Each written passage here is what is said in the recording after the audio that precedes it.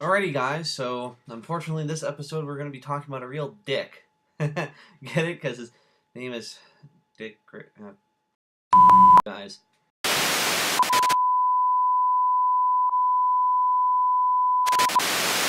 Alrighty, so Dick, or Richard Grayson, was first introduced in Detective Comics issue 38, 1940, by Batman creators Bill Finger and Bob Kane.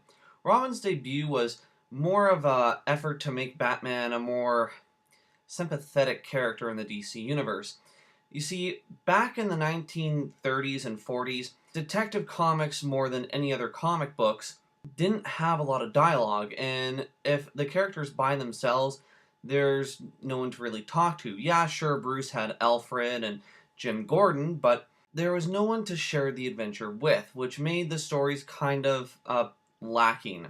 Coincidentally, though, 1940 was the second year for Batman comics, so I guess that didn't take long. Anyways, in his first appearance, Dick is a circus acrobat with his parents, known as the Flying Graysons.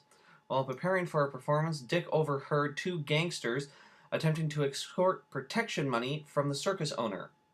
The owner, of course, refuses, so the gangsters decide to sabotage the trapeze of all things. And because of this, Dick Grayson's parents were killed.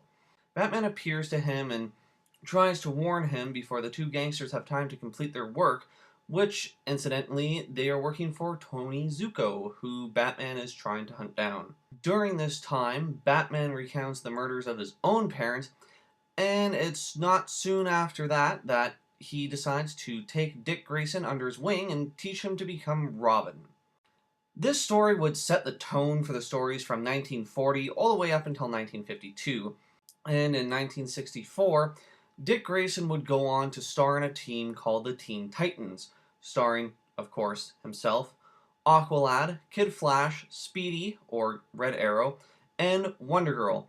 The series wasn't too popular back in the 1960s, but was revived in the 1980s under the name The New Teen Titans, which added Beast Boy, Cyborg, Starfire, Raven, and would become very popular in its own time, mainly because that was DC's answer to Marvel's X-Men, and the fact that in 1982 the two teams met in a crossover event titled The Uncanny X-Men and the New Teen Titans.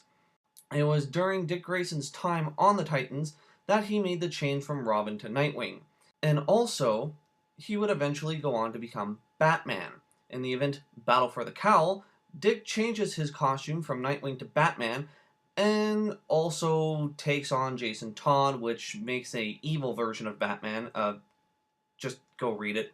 And also takes Damian Wayne, Bruce Wayne's son, under his arm as the new Robin. And now in the New 52, I'm more than sure he's still playing the role of Nightwing. As for the Earth 2 Grayson, well, the Earth 2 Dick Grayson was pretty much the same as the main continuity Dick Grayson, aside from one key element. He never became Nightwing. It's often assumed that all the stories from 1940 to 1950 were the Earth 2 Dick Grayson's backstory. With that being said, there was also a costume change, giving him a green headband attached to his mask. Again, just go with it. When Batman died, he then changed the logo from the traditional R insignia that we normally see to adding bat wings behind it and moving it to the center of his chest. It should also be noted that Dick Grayson was the only Robin of Earth 2, and the new Earth 2, the first Robin, is Helena Wayne. Most people seem to be thinking that this new Batman in the new Earth 2 comics is Dick Grayson, but no one really knows for sure, and because DC won't comment on it, I guess only time can really tell.